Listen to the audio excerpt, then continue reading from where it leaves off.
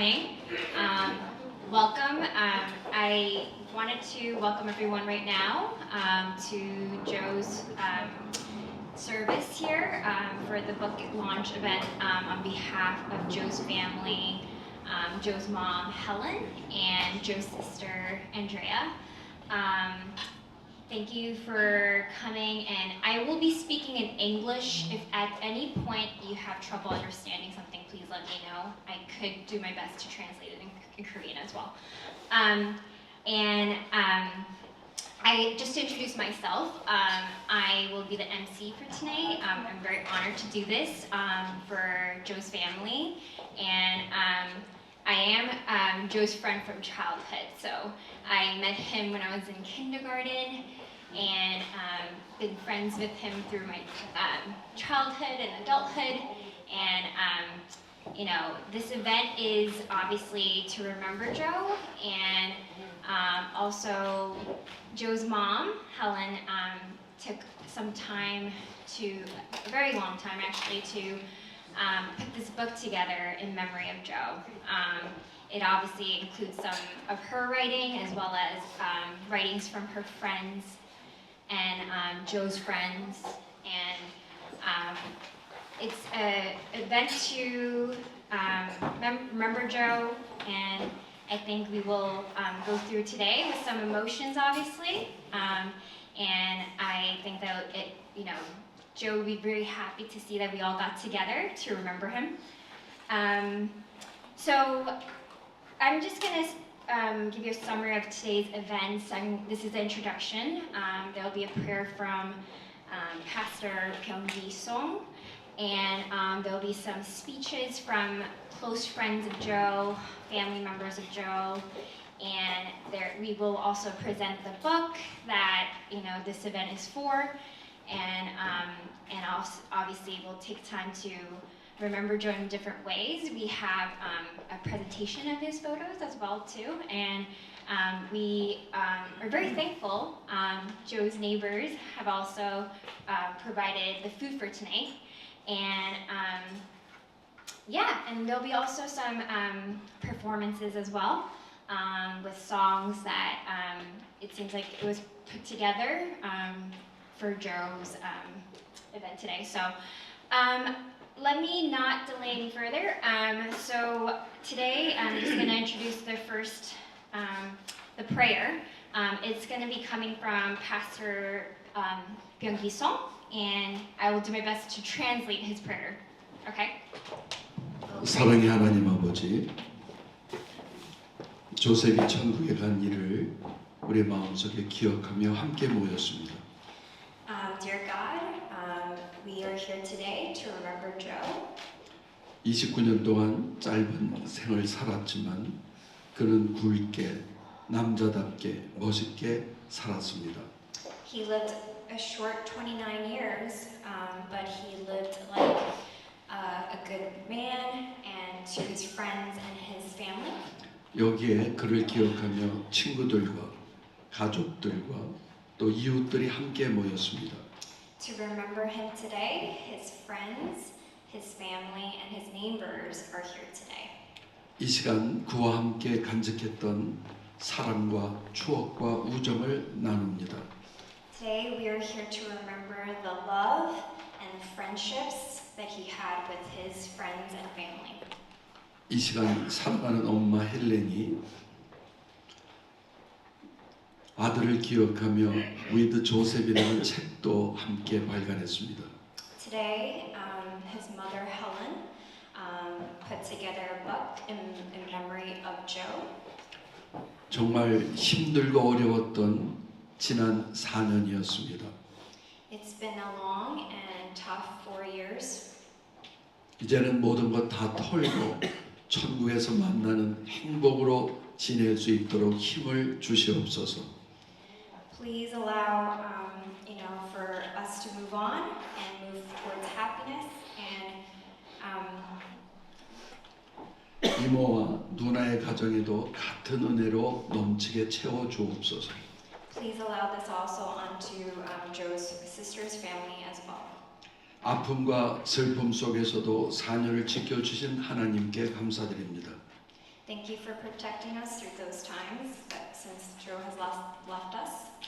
우리가 천국에서 조셉과 만나는 그날까지 Until we meet Joe again, 여기에 참석한 모두에게 은혜를 주시옵소서. Please allow grace onto the people here today. 건강과 행복으로 살게 하여 주옵소서. Please allow them to live with happiness and health. 조셉을 생각하며 순서에 참여하는 사람들마다 순간순간 은혜롭게 하여 주옵소서. For those in part of today's event, please allow there to be grace and happiness. 참여한 모든 사람들에게 위로가 넘치게 하시고 And please allow there to be grace and peace. 그들이 하는 일마다 주님 안에서 형통하게 하여 주시옵소서. Allow peace and happiness. 눈에 눈물을 씻어 주시고 기쁨으로 변화되는 복된 시간 되게 하여 주옵소서. Please wipe away the tears and let there be luck and happiness. 예수님의 이름으로 기도드립니다. In Jesus' name I pray. Amen. 아멘. Amen. The next event is a slideshow. We're displaying some photos, and we will present them on the screen. So feel free to turn your heads towards the monitors.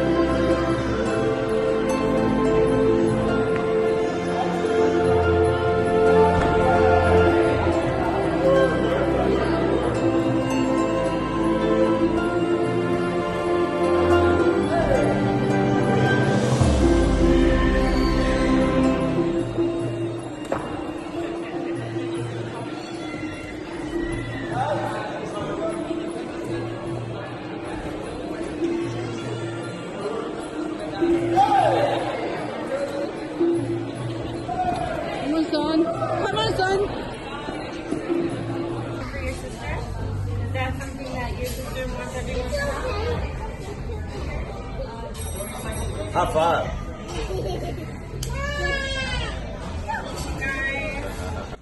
Oh, that's you. That's you. Look. Look, that's you. She's gonna giggle and tick once I take this out of her mouth.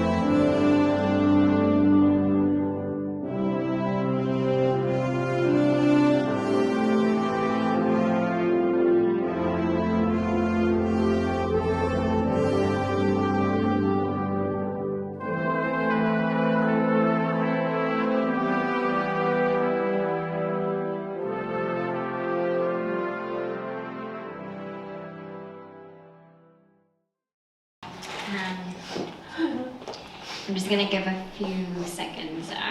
Next is I'm gonna introduce Joe's mom, Helen. She would like to say something to the people who came today. Thank you all for coming to this event. I am Joseph's mom, who wrote with Joseph. With Joseph was published as a paper book and on ebook. The paper book is mixed in Korean and English version. There is also an English version.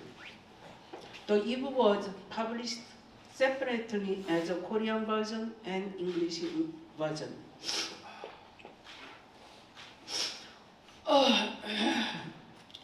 I am here to hold my son's fourth anniversary memorial service and the book launch of with Joseph. I am Joseph's mother.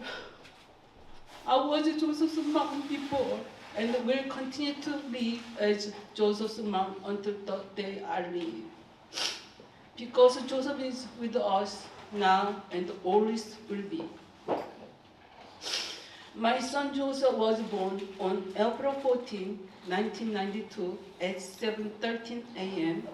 and grew up to be healthy, handsome, and a wonderful boy who gave inspiration and hope to everyone. Joseph grew up to be kind, loving, thoughtful, and considerate from an early age, always taking care of others as a habit. And he loved adventures and the pursuit of free spirits. He left on July 27, 2021 at the age of 29. He set out on a bike trip across the United States. And on the early morning of November 11, 2021 at the age of 29. He lived a short but intense life in Arizona, leaving us with only one stop left on the way to his destination, San Diego. There are many people in the world who want to pursue what they want to do, experience adventures, and live as a free spirits. But while many people dare not to do it and do not practice it well. However, my son Joseph boldly pursued what he wanted to do and ended his life wonderfully I pay tribute to God who allowed him to live as my son. And I give glory to God who allowed him to live as my son until the age of 29. Once again, I give thanks the glory to God who gave me the time and the privilege to be born as my son and raise him as my son until he was 29. My son Joseph gave me many memories and the courage, and although I cannot see him in this present reality and the world for a while, I believe I will see him in heaven in the next life. As Joseph's mother, my heart will be at peace and I will not be so sad. I am so grateful everyone who attended today's event, especially my son Joseph's friend Taylor and my daughter Andrea who came from far away. And I would also like to thank Leanne for working hard as the MC of this event today. Thank you. Oh. So next, we're going to have a few speakers speak on behalf of, Joe. There are two friends of Joe. It's a memorial tribute to him from Franklin. Franklin Young, he will be coming up here. Good evening, everyone. As you know, I'm Franklin. Some people don't know me. Thank you for coming. I'm just going to be sharing a short story about Joseph. It was rare for Joseph to not take a challenge. While in Syracuse, the winter of Syracuse, he became a flag, a human flag, where he would wrap himself onto a pole. When he tore his ACL during basketball, he decided to become a warrior and start fighting people. And when he was trapped in a comfortable 9-to-5, he applies for the Peace Corps. Someone please tell me why he applied for the Peace Corps. I don't understand that part. But there was a point where Joseph wasn't brave. We were very young during a hot summer break. A few of my friends and my family took them out rafting down the Delaware River. It was our first time going down a busy river. We scurried into the rafts with excitement. 10 minutes in, one by one my family members start jumping into the river. As kids, we don't know what's under the unknown depths of the water. We were all nervous like Bambi. I would look at Joe, and he would look at me with a smile like, you go in. Of course I would reply, no, you go in. And I would go on and go on. But during our rant, Taylor just dives in, head first. Super good. And you hear splash. Both of us were baffled in the confidence of Taylor jumping in. During that time I didn't understand it, but I still remember Joseph's face. It was fueled by motivation and fear. Scrunched up face, teeth clenched, and then he screamed and just jumps in with Taylor. Shocked by the cold water, but instantly back to excitement, grabbing onto Taylor for dear life. Of course I stayed on the raft. Happily ever after. Even though Joe and I know each other for 25 years, I wouldn't know who Joseph was to you. Maybe we'll find out in the book. But Joe, he was one of the few positive constants in my life. He was reliable when I was in need. He was my confidant during my indecisions. Worst, he was my height net for my mischiefs. And I don't have siblings, blood siblings, but in my definition, that's a brother. Thank you for your time.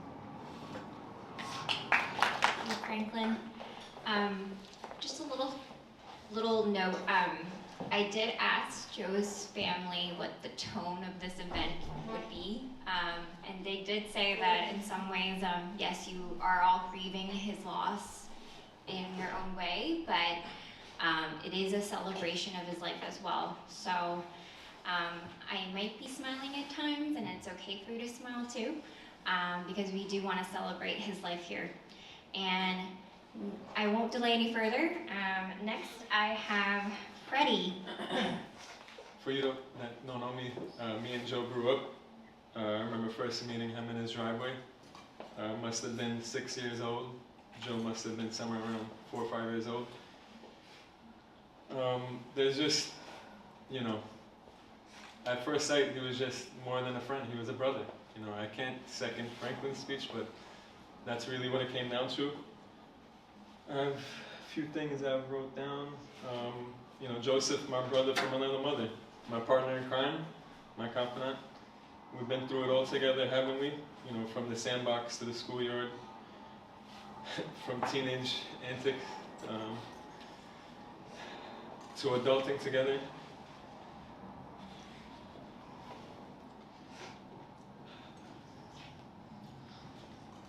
I don't think I can get through a speech, but you know, he's just been there throughout most of our life. You know, so even when he went away to school, he came back like he never left.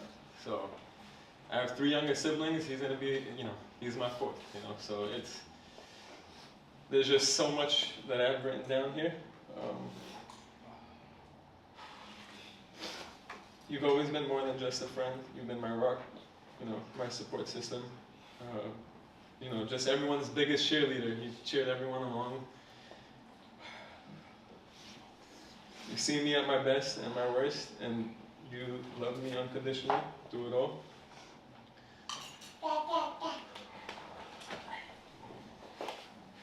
And I know that you'll continue to achieve great things.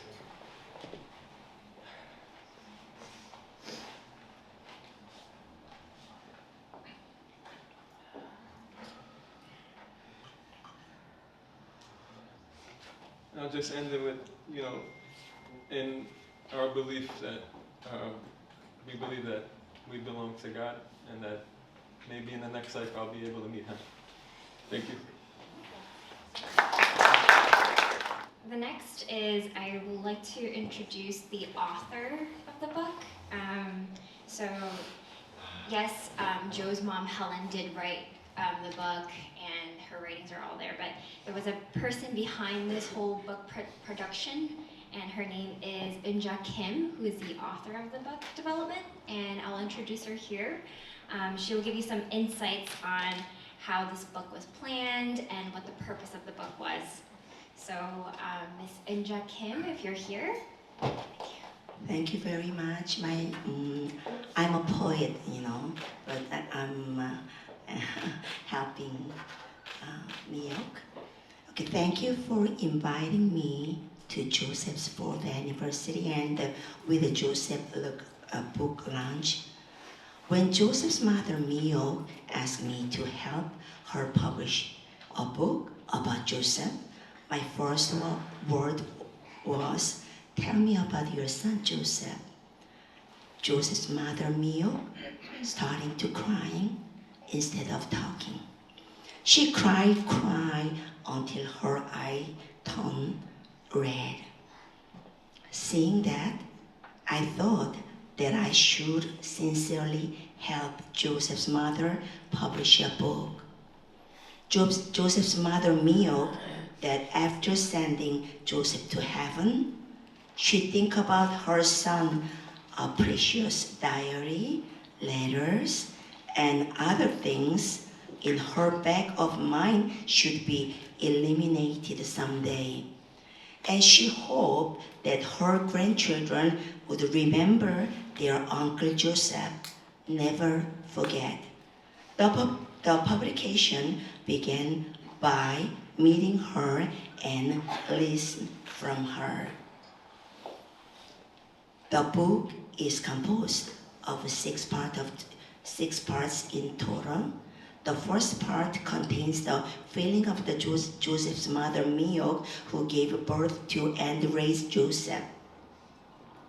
The part 2 is Joseph's poem and imagination. And the part 3 is Joseph's diary, years. Joseph's essays and poems were middle of the diary. So after reading all of diary of about 20 or 30 volumes, and select out poems and essays. Even Joseph's diary during his bicycle trip was selected and published as a poem-like essay. Part 4 is Joseph's diary, which he wrote during his bicycle trip. It was not translation, not modification. Part 5 contains a letter from family and friends to Joseph or memories of time with Joseph.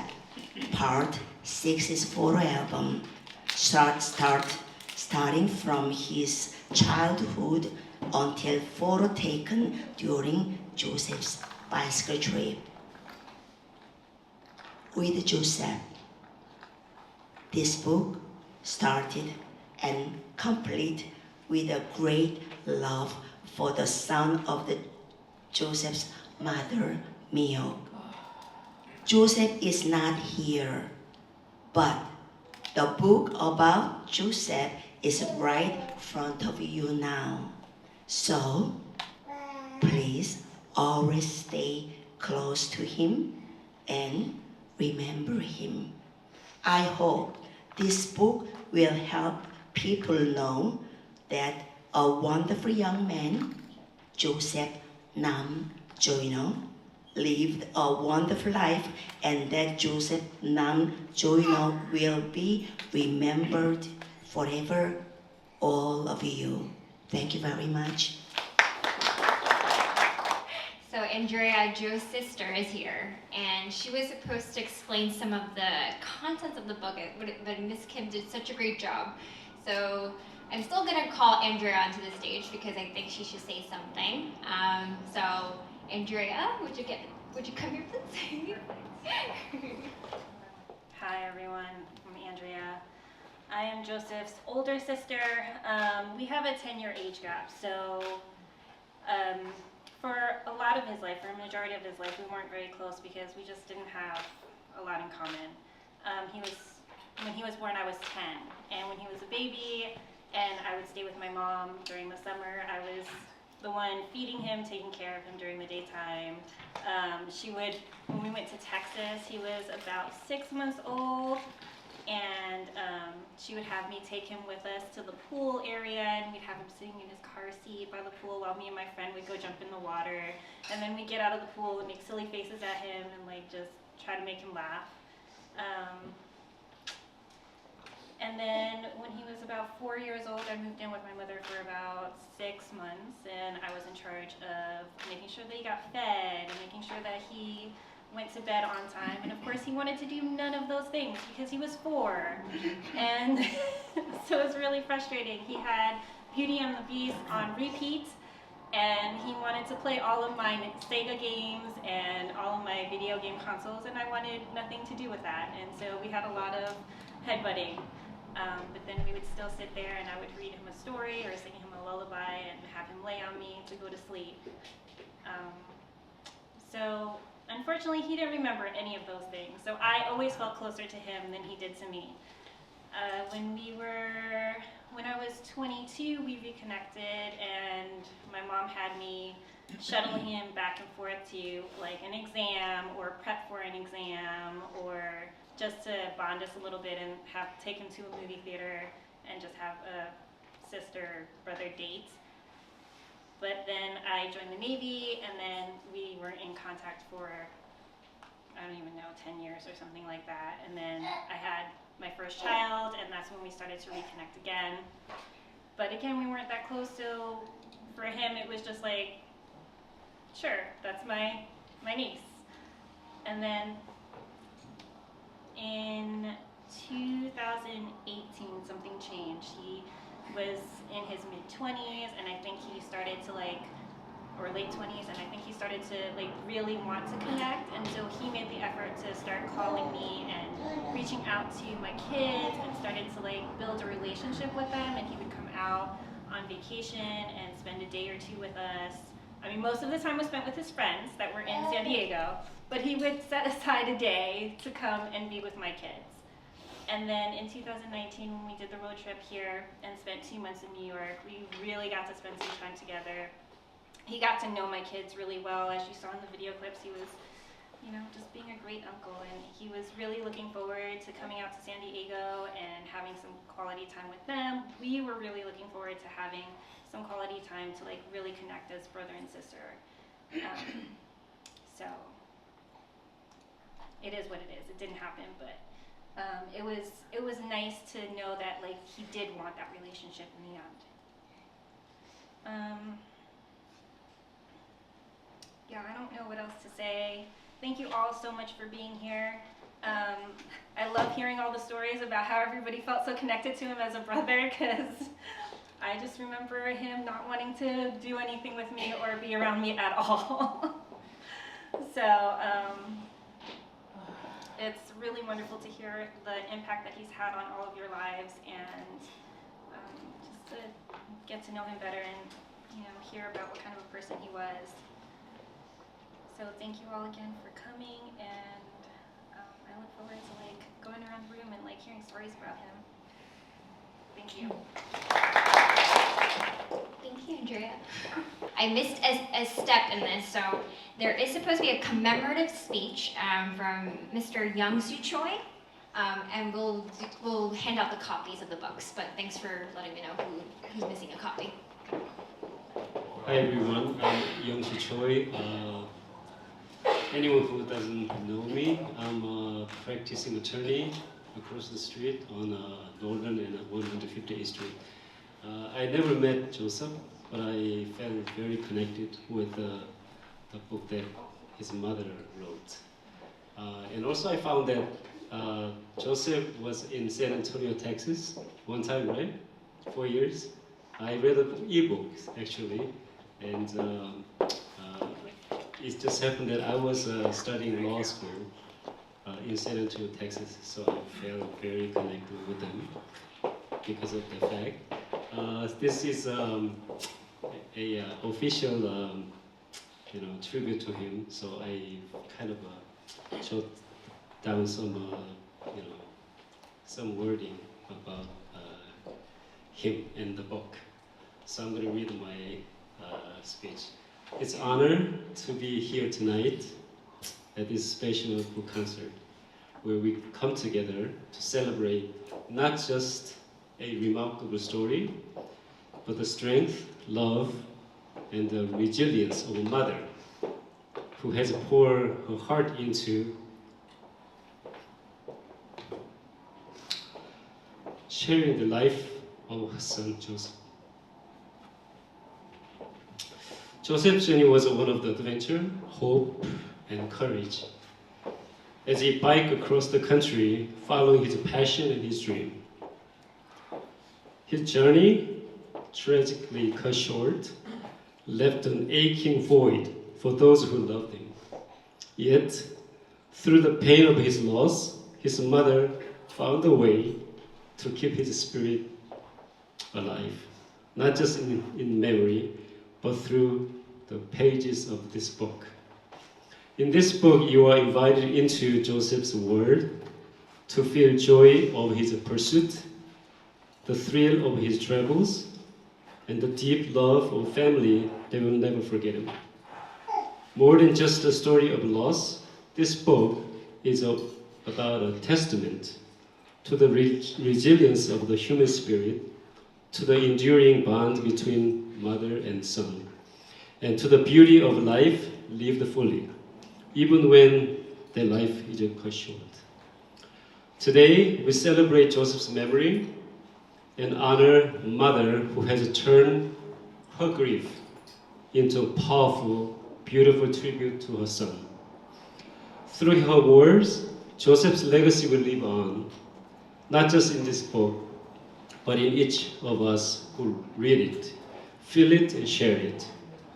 Thank you for being here tonight to honor both Joseph and the incredible love that his mother continues to offer him, even beyond these pages. Thank you. Thank you, Mr. Choi. So, since everyone has a copy now, it's time to eat. We have amazing Afghani food from Freddie's family, and it's right there on the table. But before we go on to eating, I'm going to call Andrea again for a prayer for us for dinner. You're welcome to pray individually or on your own or join us. So in true little brother fashion, because I really hate public speaking, I get to do a lot of it tonight. Let us all pray. Dear God, we gather here today with grateful hearts to thank you for this food before us. We appreciate the effort and resources that have been provided us with this nourishment. May this meal sustain our bodies and remind us of the many blessings in our lives. We are thankful for the love of family and friends who surround us and for the abundance we enjoy. Bless this food, our time together, and those who prepared it. May it strengthen us physically and spiritually. In Jesus' name we give thanks and pray. Amen.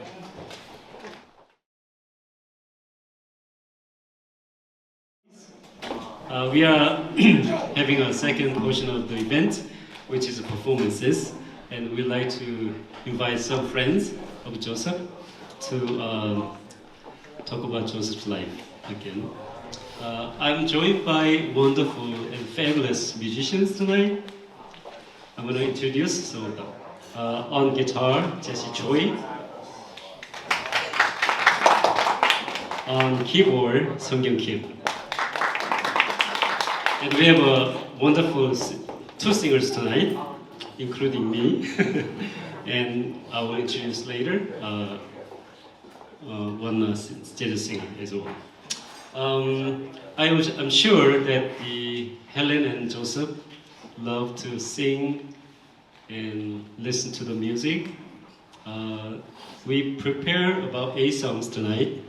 These are mother's songs. I'm sure that Joseph and mother always listen to these songs, and Joseph grew up together with this music. So we'd like to pay some musical tribute to Joseph to remember him and mother's willpower to move on. First song will be one chosen by mother. It's called The Mission. I believe that she is a Christian, and she is the woman of belief. That's why she chose this song as the first song. I'm going to dedicate this song to Mother and Joseph. This is called Mission. 첫 번째 노래는 사명이라는 찬양곡입니다.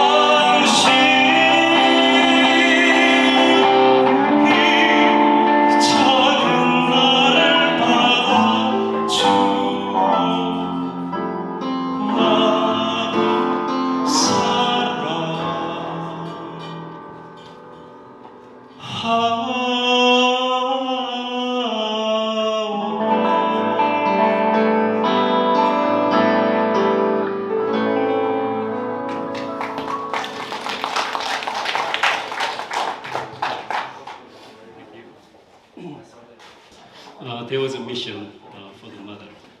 I'd like to invite beautiful and wonderful jazz singer, robustly singing across New York State. Please join me welcoming Huna Kim.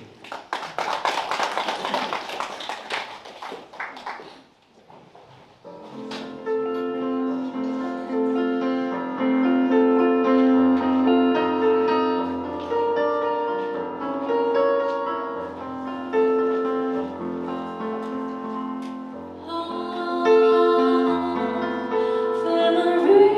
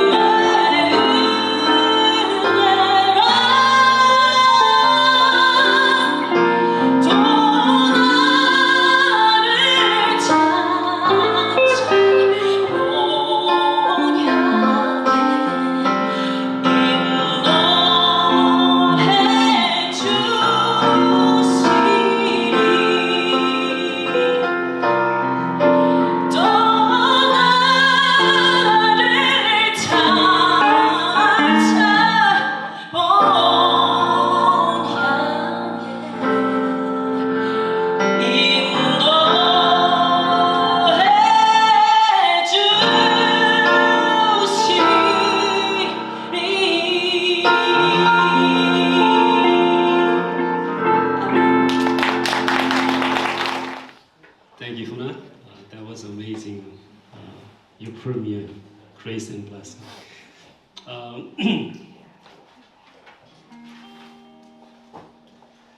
This time, I'd like to hear from some friends of Joseph. First up, Justin. I'm not Justin. But before I bring Justin onto the stage, I just wanted to say thank you so much for the food, for Freddie's family who prepared this. Apparently, this delicious food is from a restaurant called Bakta. Did I get that right? Bakta. Okay. It's by John Bound. So if you guys want to go there and eat it again. Anyway. I did want to say that we do have more for today's event. As Mr. Choi has just announced, we have some speakers, more friends of Joe. So I'm going to bring Justin up to the stage, but I'm going to also ask Kevin and David to get ready too. Okay? All right. I didn't realize we were keeping the lights off. All right, so my name's Justin, and since this is a memorial and celebration of Joe's book launch, I wanted to share a story with you guys about how Joe and I met. I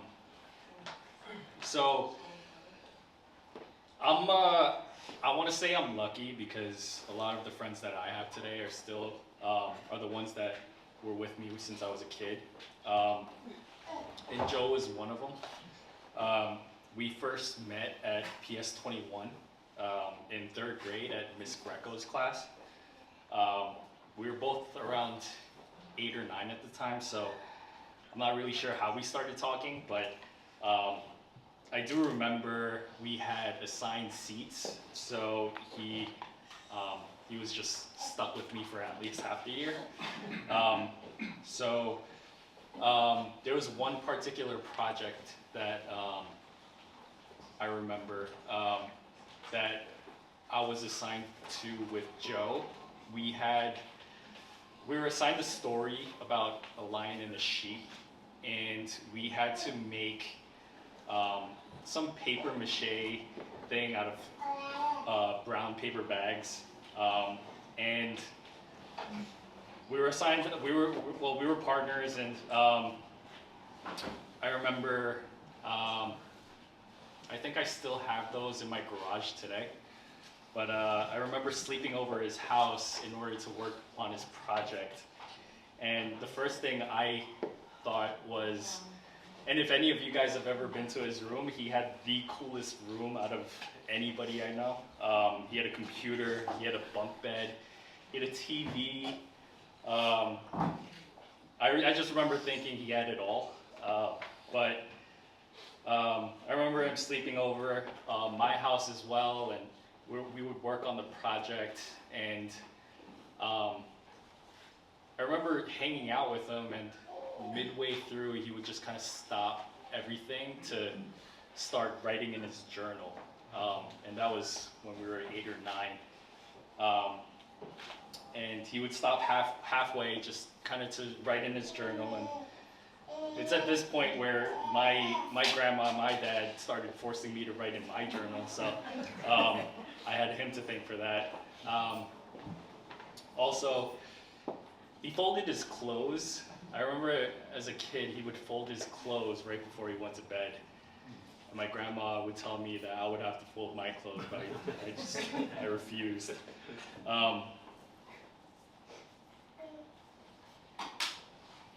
Yeah, so that's the first time I ever met Joe, and since then we've hung out, kept in contact. Fast forward about 20 years, I think. We were sitting at a cafe on 162nd Street. Me and Andrew were trying to convince him to start a subscription model business together. I think you saw one of the pictures over there. He instead said he would be the spokesperson and model instead. So that business never got off the ground. Yeah, and then just one thing that kind of jogged my memory. I'm sure you guys saw in the slideshow. He wore this Cassius Clay jersey. That was my jersey. I remember lending it to Andrew, and then I think Kevin. All these stories are kind of coming up today, but he gave it to Kevin, and then Joe got his hands on it. And then I think I picked up Joe with Andrew one day, and I saw him wearing it. And he asked me if he could take it to Spain, and that was the last time I ever saw that jersey.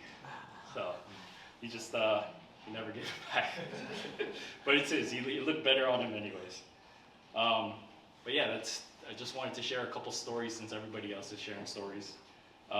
Thank you guys for coming out today, and thank you, Joe's mom, for bringing us all together and preparing this book. Thank you, Justin. Next, another friend of Joe, Kevin Lin. Hi, so my name is Kevin Lin. For those that don't know me, I grew up with Joe also, lived like a block away from him, also known from school. And yeah, so when we were young, we used to hang out all the time. We were always very close. And then as we got a little older, we started going to different schools, and we kind of separated for a bit. And we kind of rekindled our friendship, I would say, around those college years. And when I met him again after all those years, he had bloomed into such a beautiful person. And so one of the things I really admired about Joe was that he would live every day to like the fullest. He didn't really care about the future. Towards then, I'm not gonna lie, I was getting a little worried about his finances. But yeah, like that's one of the things I admire most about him, and honestly, I aspire to live like that. He would just travel anywhere all the time, whenever he wanted, and I pretty much still aspire to someday be like that. If I could just like recite a poem that makes me think of Joe. So the poem's called The Dash Poem by Linda Ellis. I read of a man who stood to speak at the funeral of a friend.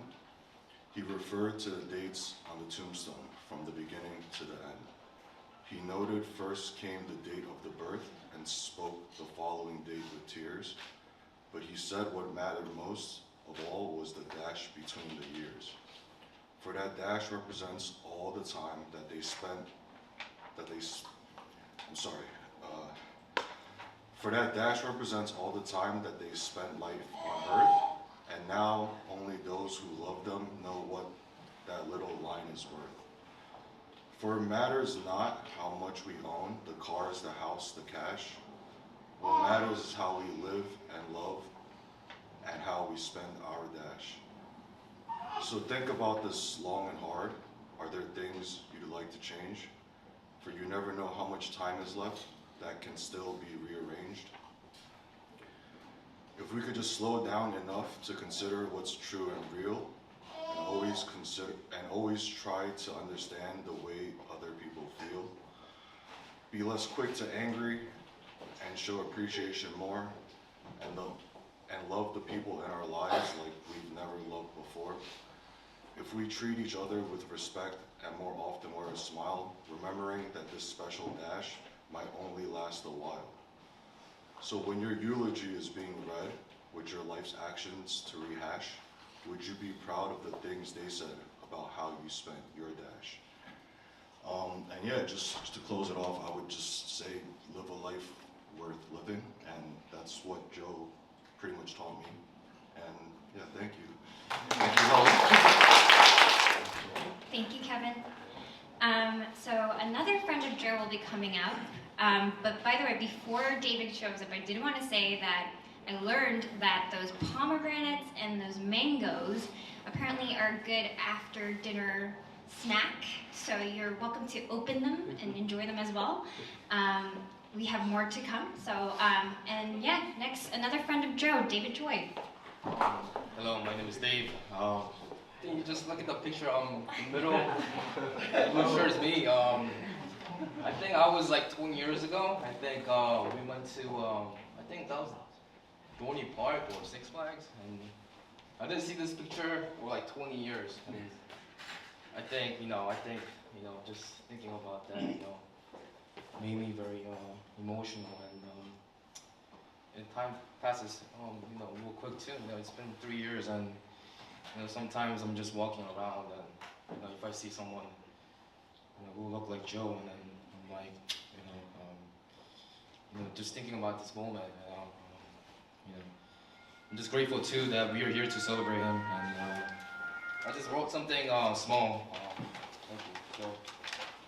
So, thank you again for gathering here to honor and remember Joseph, whose memory is as vibrant now as it was 3 years ago. I'm truly grateful to be here with you, surrounded by people who love Joseph. And a special thank you to his mom, Miss Helen Lam, and of course for Miss Kim for making this book possible. I'm sure many hours were spent and countless interviews to make this book published. Joseph was a great person to talk to, and I thought he was the greatest listener. He made us feel seen, valued, and loved. Joseph had this gift for making you feel like you're the only person in the room. He had such a big heart and always put others before himself. In the 3 years since he left us, I often find myself thinking of him, remembering the small moments, the laughter, and also hardships. His influence in my life is profound, and I know it's the same for many of you. Joseph taught us that it means to live fully, to care deeply, and to always look out for another. He may not be here with us physically, but his impact remains. It lives on in each of us. Today, as we remember Joseph, let's also celebrate him, the person he was, the memories he gifted us, and the love he shared with us. And let's keep his spirit alive in our hearts by carrying this book. His legacy, one love, and generosity. Thank you again, his family, Ms. Helen Lam. Thank you so much for giving us this opportunity to read this book. Thank you. So we have a few more performances, and then we do have a few more speakers. So I'm just going to bring back the team. Thank you. Some of them might think that why practicing attorney doing this tonight. I'm actually the band member at a rock band. It's called the Vinyl. Singing is one of my passions. We talk about the dreams and passions and dedication in life, just like Joe dedicated his life to. So I'm kind of moonlighting nighttime, not daytime. Okay, I'm doing my work at daytime. So I found that the Helen chose the 8 songs. I found those songs are very romantic. So I'm usually singing, some hardcore songs at a band. It's kind of some adjustment to me as a singer, but I found this very lovely and really good song for tonight. Next song will be it's called the Unchained Melody. Wandering rivers flow to the sea, to the sea, to the open arms of the sea. Yeah, lonely riverside, wait for me, wait for me. I'll be coming home.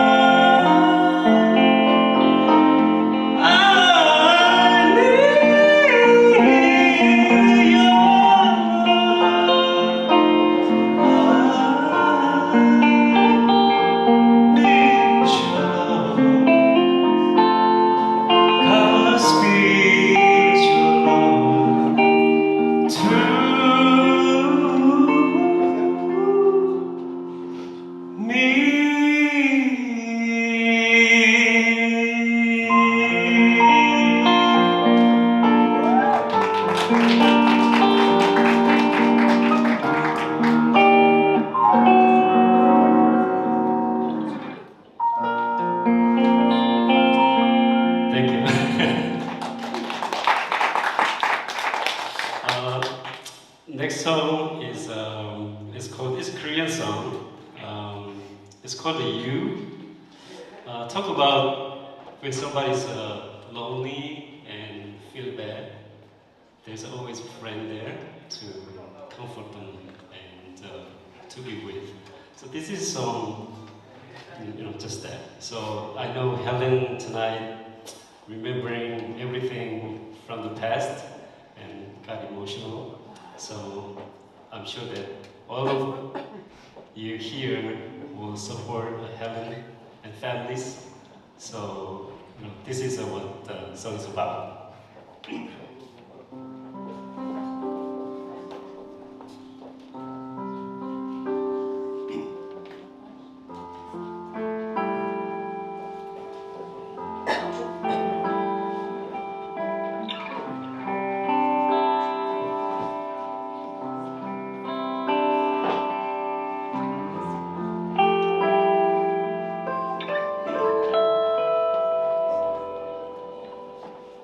내가 만약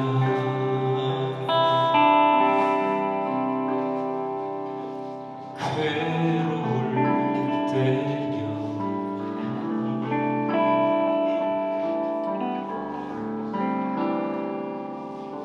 내가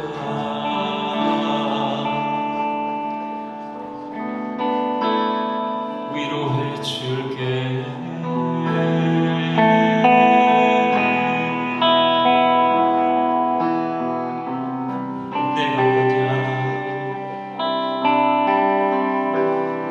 서러울 때면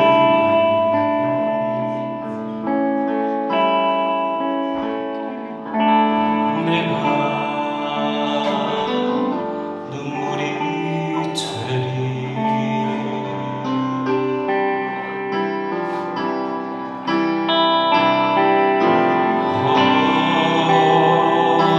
어두운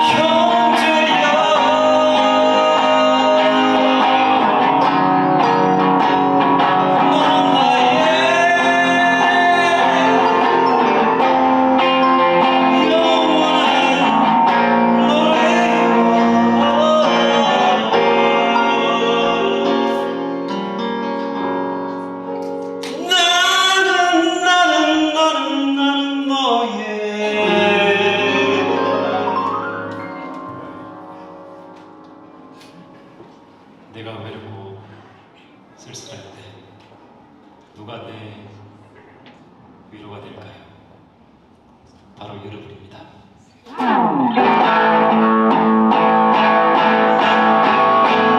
너는 나의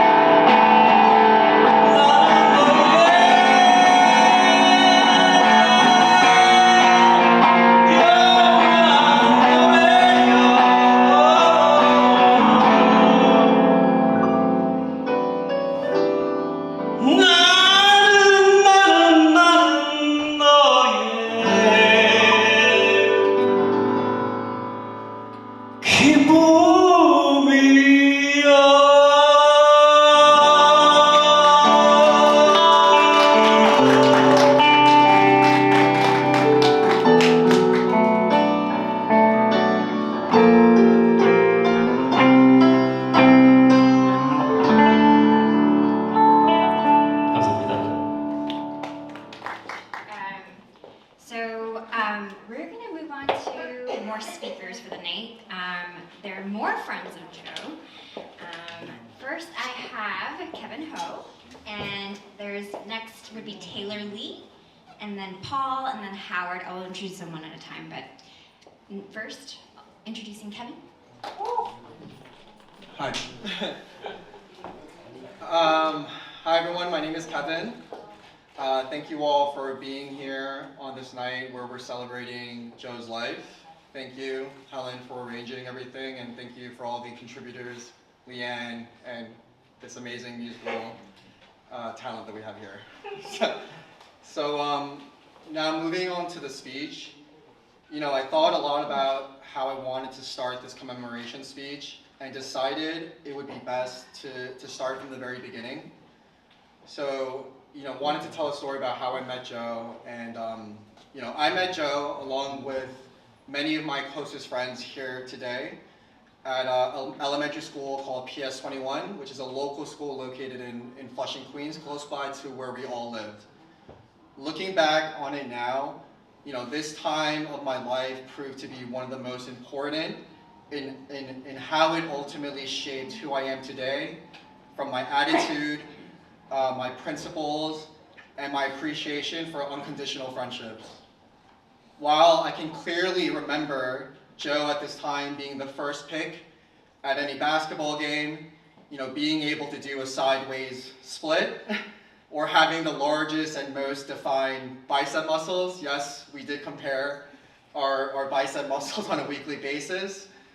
One of my fondest memories of Joe and our group of friends is a birthday celebration his mom, Helen, organized at a corner Korean restaurant located here on Northern Boulevard.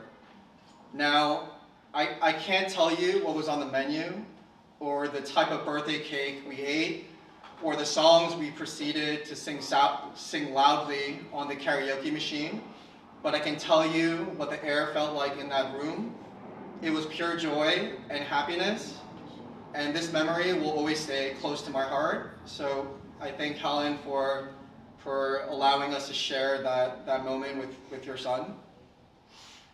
You know, something we've all experienced in life is the natural separation of friends, especially after junior high school where folks get separated to different schools. You know, I lost touch with Joe for a period of time, and I didn't even realize he was so far away at this point in my life, you know, off in Massachusetts and Stony Brook at different high schools.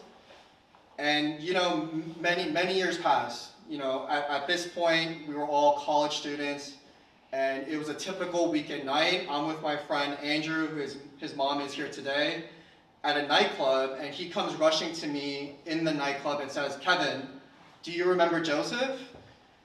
I look around, and right behind Andrew is Joseph, but he's no longer the Joseph that I remembered, but a grown, handsome young man that I almost didn't recognize.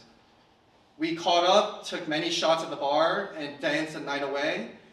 Although so many years had passed at this point, it felt as though nothing had changed.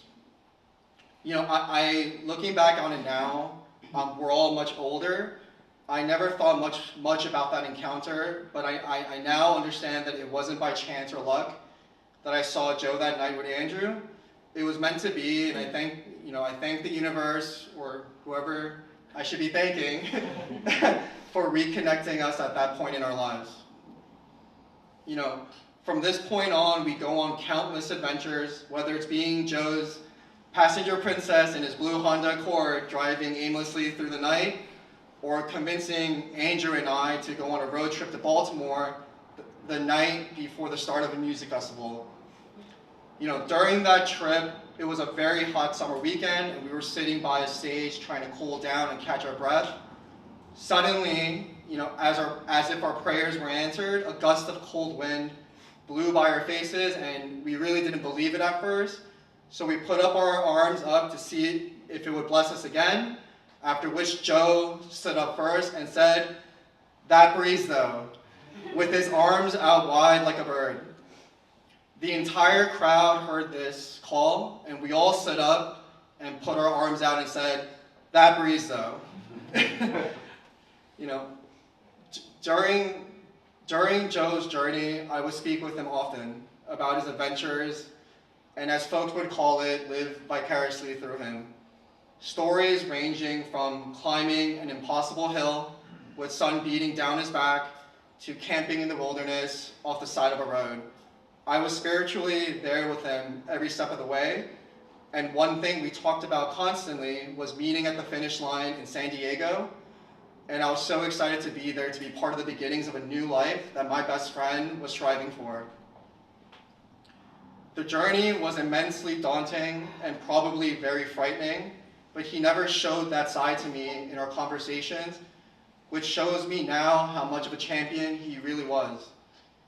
His journey was something he wanted to accomplish unconditionally, and a bad day on the road wasn't anything besides an opportunity for him to conquer a challenge. What's crazy is that through this entire long 3 to 4 month period, he never made the conversation between me and him about himself, but always made sure to ask about how I was doing. Folks in this room who know me well understand that I am not a very emotional person and often am guarded.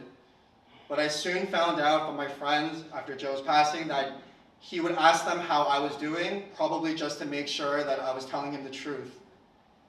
He was facing real-life Herculean challenges on a long journey with vast unknowns, but he still made a tremendous effort to care for his friends and family back at home. The night before Joe's passing, I vividly remember working late at night and seeing the FaceTime notification on my phone. I almost didn't pick it up, but I decided to anyways, and we had a normal conversation, like the countless other times that we've chatted on this journey. Joe was making tomato pasta, of course, his favorite. He was using tomato paste, not tomato sauce, because to him that yields better flavor, of course. We talked about our plans for the San Diego meetup, and I was almost in disbelief at that moment in time that his journey was ultimately coming to an end after so long. I told him I had to hang up to get back to work and told him to take care of himself and that I'll see him soon. After what ultimately happened, I became almost hurt by the last conversation that we had. It was really hard for me to process the emotions that were taking place, and only after some time did I realize not to take this moment as a bad one, but rather a blessing that was meant to happen for so many reasons. I was able to speak to one of my best friends for one last time, and we were able to share laughter and excitement together at the near end of his journey. I was able to confirm what I always knew the entire time, which is Joe was doing exactly what he wanted to do, leading with resilience and his full heart and soul. Joe was an amazing man, but even more so an amazing spirit. He taught me that you should live your life unconditionally, no matter what. Unconditional means to understand that there's nothing expected in return or prerequisites attached to it. Life is worth living, and while it won't always be easy, or you may not always feel happy, it's your life anyways.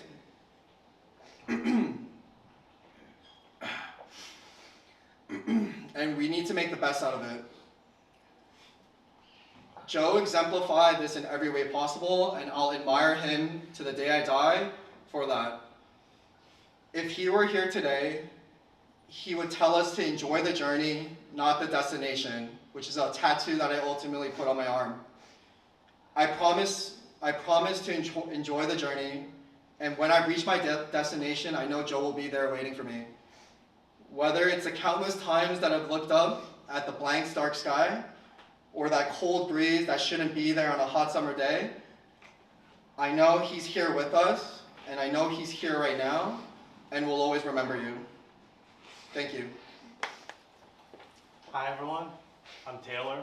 Some of y'all know me, some of y'all don't know me, but one way to describe Joseph is he's everything that my mom wanted me to be.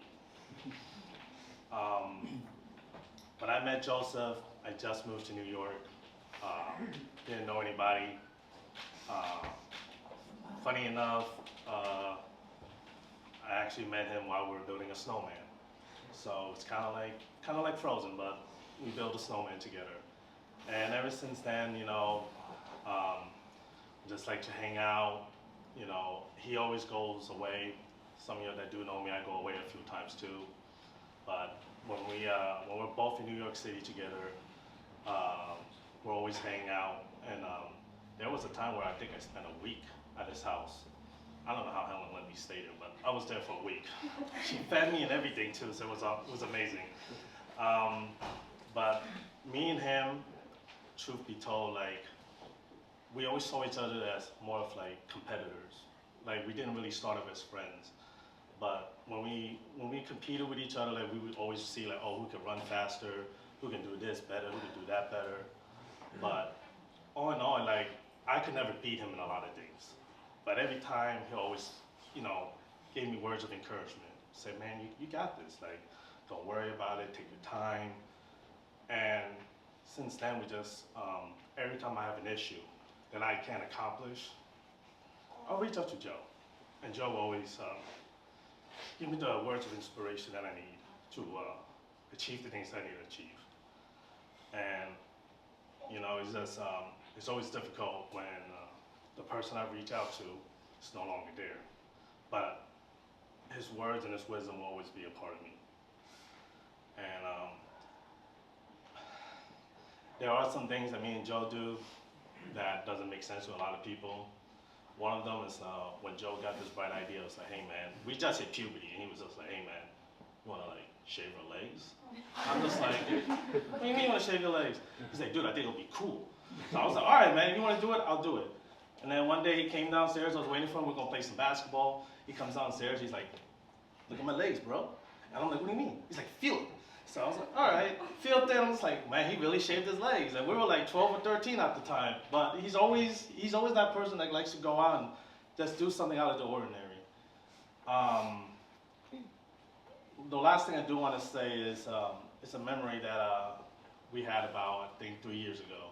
He was in Connecticut. I was just going through some rough times, and I finally had some money to come back and make a visit. Franklin was like, hey man, you want to go hiking in Connecticut? I was like, dude, it's in the middle of summer. I'm not really trying to go hiking. I'm trying to go vacation. He said, no man, Joseph would be there. If Joseph's there, Joseph likes to do a lot of things that I don't really like to do, you know, the whole boxing thing and the hiking thing, but if it's Joseph, I always give it a try.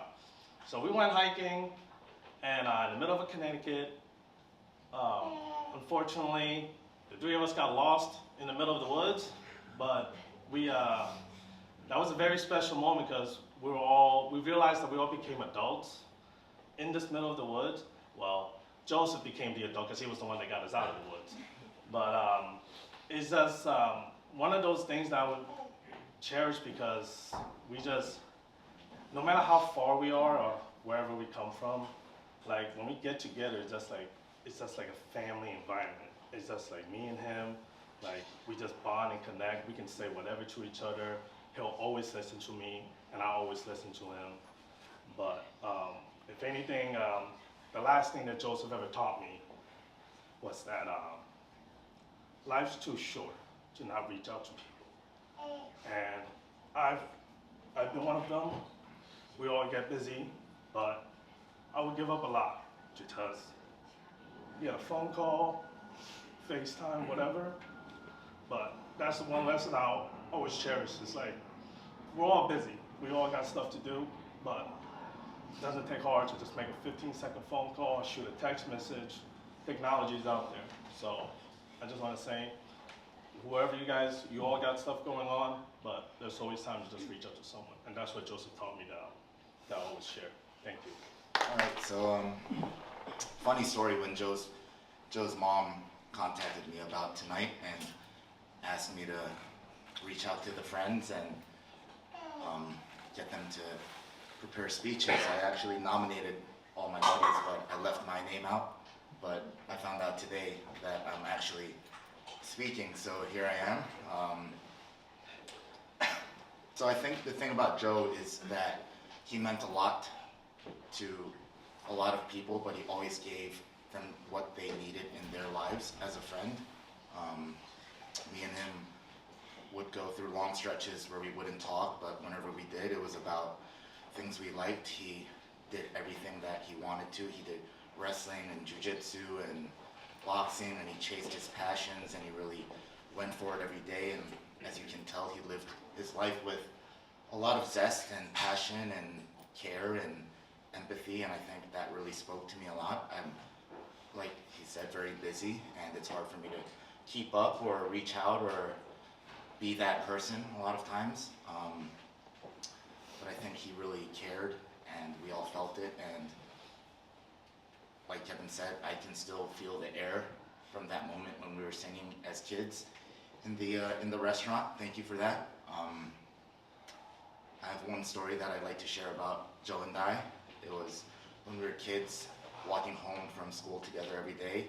When it was snowing, I was very mischievous, I guess. Never missed an opportunity to throw snowballs at things when there was snow on the ground. So whenever we'd walk home and there was snow on the ground, I would pick up a snowball and throw it, and he never did not do the same. We would throw snowballs at every passing car. One time, we ended up getting a snowball into a moving UPS truck, the brown UPS truck with the driver inside of it, because the door's open in the wintertime. And then the guy came out upset, chased me and Joe down the block for a month. No, not a month. He chased me and Joe down But yeah, it's like those moments, like those small things are sometimes the thing you remember most. And every time I look at a UPS truck, a brown truck, I think about that. And I just want to say that I'm very appreciative of the things he gave me and the foundation of friendship that he showed. And I just think we should all go forward with our lives and always remember that those small moments might be the things that you take with you for the rest of your life. Thank you. Hi everyone.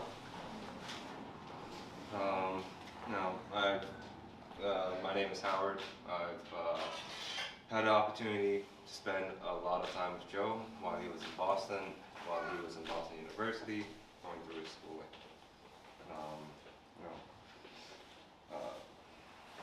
When you first meet Joe, he's this happy, charming, and dare I say, very suave man. But I know things weren't always easy for him.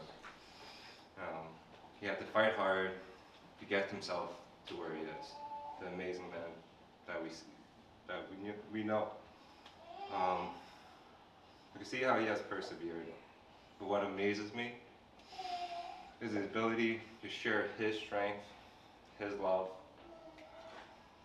his patience and compassion with his friends. Lifting those up around him. He'd have this kind of energy as if he was trying to paint in all of the monotonous moments of our lives with overwhelming passion in something right in front of us. Squeezing life for as much happiness as it can give them. In the summertime, we got into this like this beach phase. We drive every weekend, visit a different beach in Massachusetts. Not too sure why we did so. Seemed fun, seemed like a good idea. Maybe we'd find the best beach in Massachusetts. We didn't really know what we were doing. We drive, we go into the water, sit on the sand, read a book. And that got old really quickly. You know, that novelty, that energy in life just eventually started kind of fading a little bit, but we still kept going. But Joe, he's always looking for reasons to do more. One specific trip, Joe suggested we explore to the end of the beach. And has anyone been on a very large beach, such as Long Island, you don't see the end of the beach. I look down, I see it, and I'm telling him, yo bro, you crazy. This is not happening. There is no end. But he eventually convinces me, encouraging me through the entire process, unknowingly pulling me through my own depression. We ran pretty far that day. We got to this very peaceful, pristine part of the beach. There were all these beautiful Cape cottages.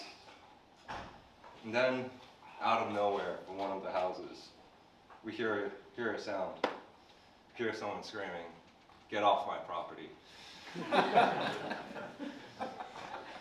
That day, as I was leaving, I told Joe, one day, that's going to be me, telling someone else to get off my property. We'd be good though. We'd be good. We'd run, after that, we'd run that up and down beaches like it was nothing. It's just what we do. It was funny. Just something that we take with us. You know, one of those weird experiences that we had that kind of transformed, you know, a giant pile of sand, some water into something much more spiritually significant. Joe made me realize you don't have to avoid things because they look impossible to accomplish. We need to dig deep and keep fighting. Because despite the misery of the journey, if we keep pushing on, there will be many amazing experiences on the way there. You know, Joe focused on what was truly valuable in life. The journey, the adventure, and all of the beautiful relationships he has made on the way there. I hope we can all continue to carry on his spirit and follow in his footsteps. Thank you. Thank you, Howard. So we have a few more performances. I'll bring back to you. So, who stay out within your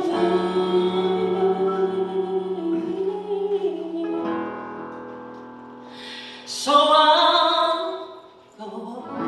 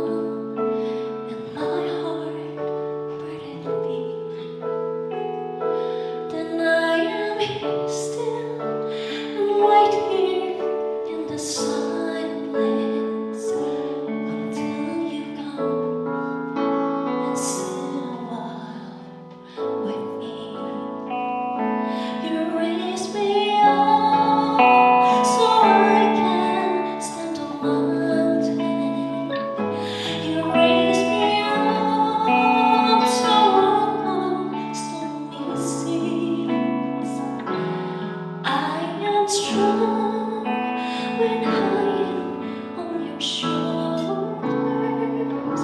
You raise me up to more than I can be.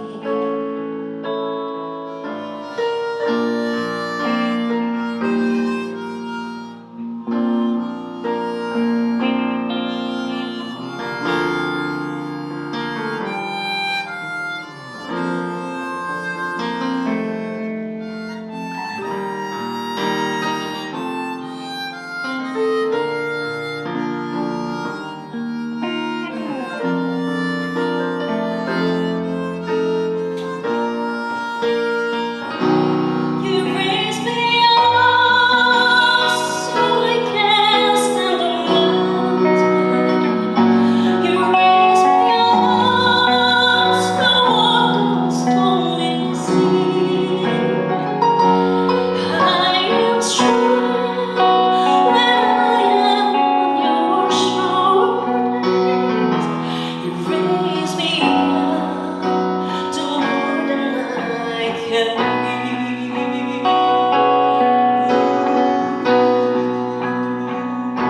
You raise me up so I can stand on mountain. You raise me up to walk on stormy sea. I am strong when I am on your shoulders. You raise me up to more than I can be. You raise me up so I can stand on mountain. You raise me up to walk on stormy sea. I am strong when I am on your shoulders. You raise me up to more than I can be. You raise me up to more than I can be.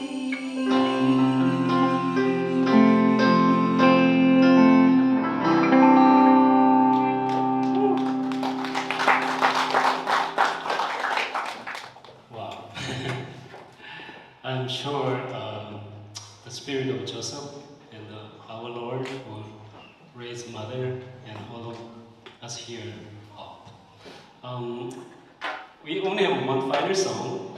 It's called Let It Be, which will be sung by everyone. Before we close off with a song, I found that these 8 songs chosen by the mother. So these are, love the song. But I'd like to dedicate one song tonight, especially to the mother. It's called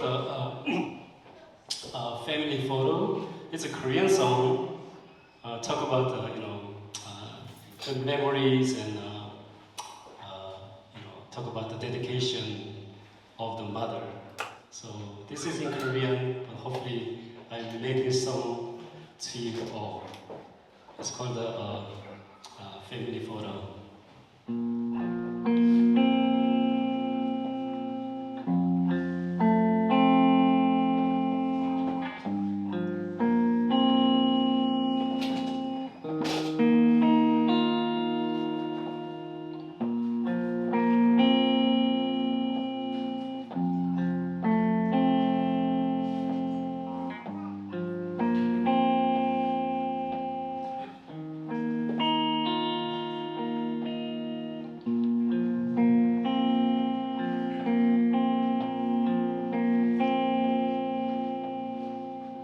바쁘게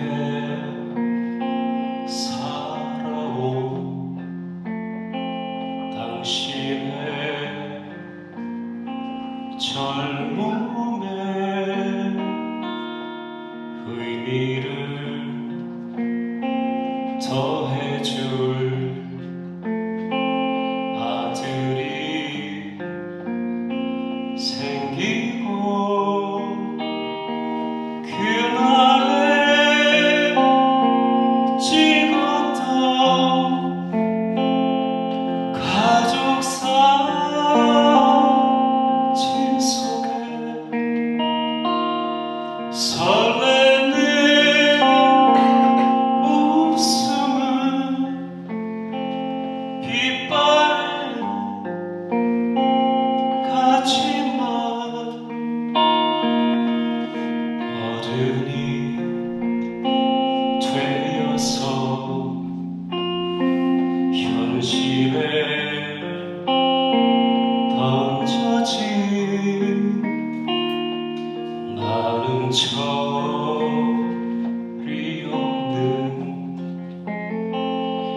아들이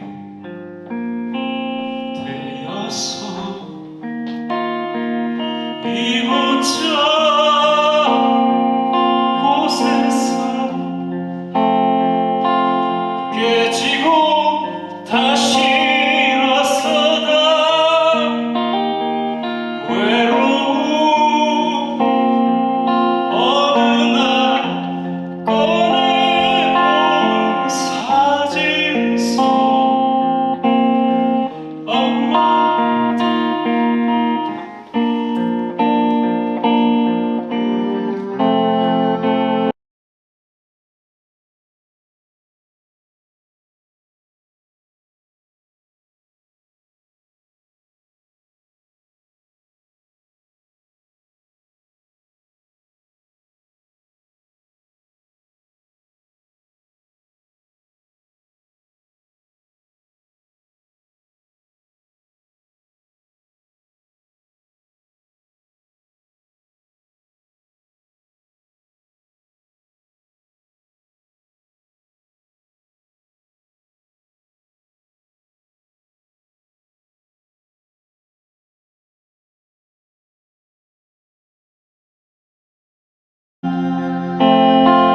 당신의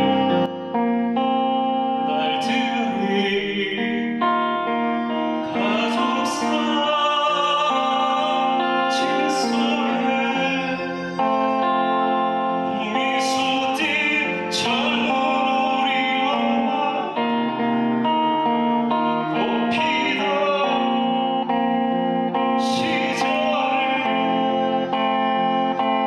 나에게 다시 돌아와서 나를 꼭 비우기 위해 걸음이 틀려버렸던 그린 시간들이 내가 깨끗이 담았어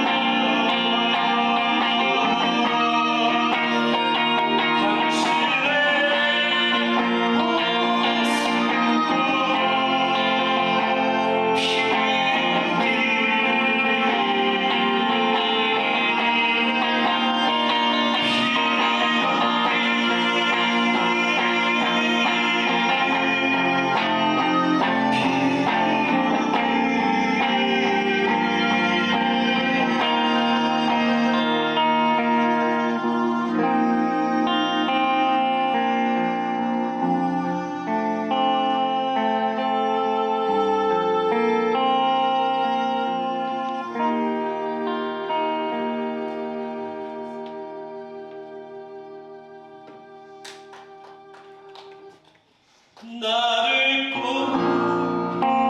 보기 위해 걸음이 들려버렸던 굵은 그 시간들이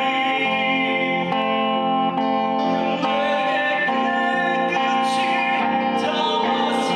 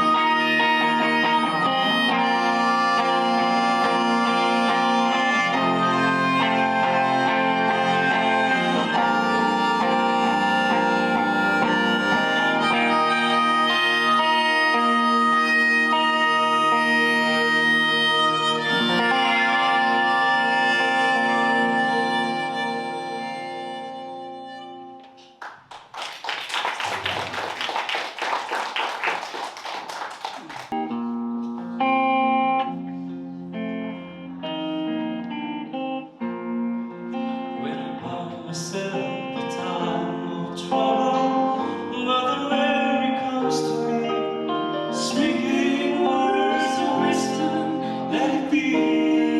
And in my heart's the darkness, she's standing right in front of me, speaking words of wisdom, let it be. Let it be.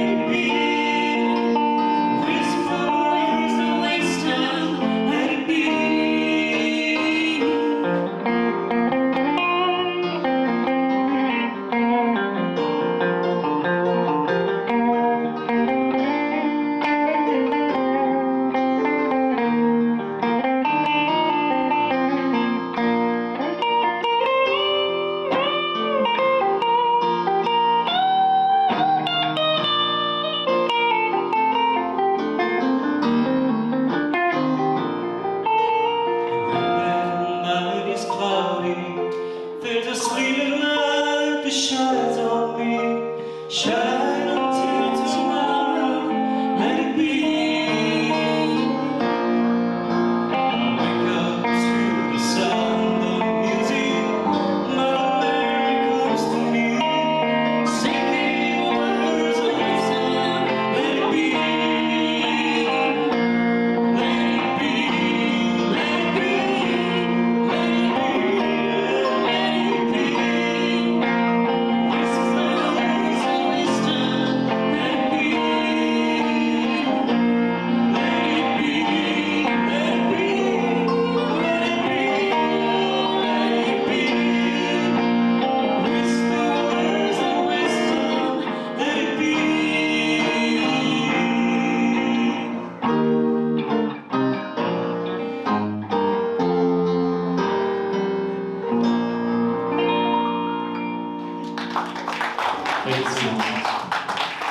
Thank you. Wow, we had so many performances tonight, and we had so many speakers. We had amazing food from the Ahmed family. Unfortunately, it's time to wrap up. This is my, I guess, like closing remark section. I just wanted to thank again, on behalf of Helen and Andrea, for all of you guys coming tonight. And it started out pretty somber, but I think people, enjoyed the meal and got to catch up, and I'm glad we were able to, celebrate Joe's life. And I just wanted to leave a note that, Helen did want me to pass on that the ebook is available. So if you need a copy or a link to the ebook, apparently you're supposed to contact me, but Helen might know more details too. And also there is a QR code at the front of the entrance with, I guess it will take you to the link to the copy of the book, I assume, yeah? Okay, cool. So then you could do that, but there is a copy of the book in front. So if you don't have a copy before you leave, take it with you. And again, thank you so much for coming. Fun fact, before you guys leave, I am mentioned as Lyon.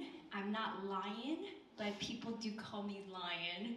So, so I just wanted to say thank you. I'm Leanne, and I appreciate it. I think the boys here get that that joke. I did say AKA lion in my letter to Joe, because I thought I did say, you know, they should leave lion in the book because that's how he remembered me. So that's fine. But again, we have a lot of fun stories in this book. There's like really great passages and great letters, and I hope you all have like a personal touch to this too. Yeah, and thank you for coming. There is a last group photo we're doing. TV 좀 꺼주시죠.